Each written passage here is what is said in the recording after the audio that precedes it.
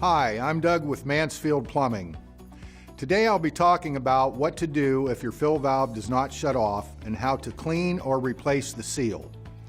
If your 2206 fill valve gets to a point where it doesn't shut off completely, it is an indicator that the mechanism either needs to be cleaned or have parts replaced.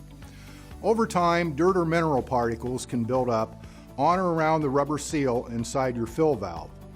This buildup will prevent your fill valve from shutting off, causing the water to flow over the top of the overflow tube. We will start by cleaning out the fill valve. Turn off the water supply at the wall and let the water out of the tank. While supporting your valve with one hand, grab a hold of the top cap on the fill valve. With your fingers under the outer edge and pry upward, it will come loose at the front. Then, as you continue to pry, it will unhook from the back.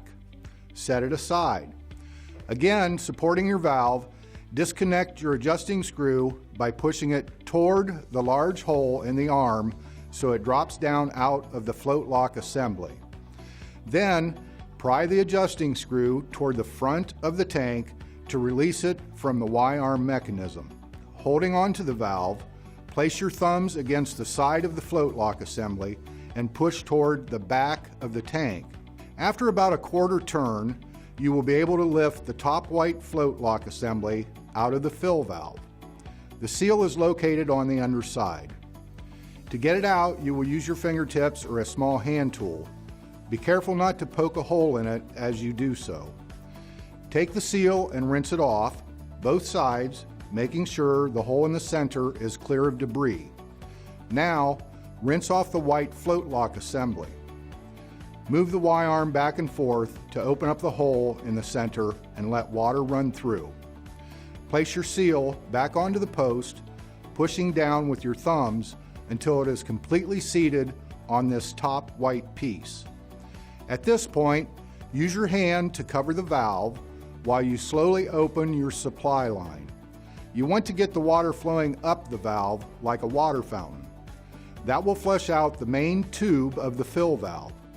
Give it 30 to 60 seconds to completely rinse out.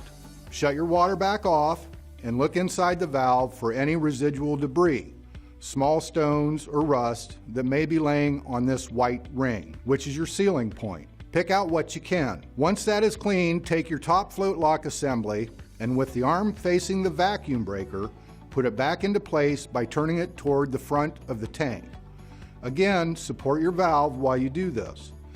It should stop on its own after about a quarter turn. Reach down into the tank to grab a hold of the outer bucket.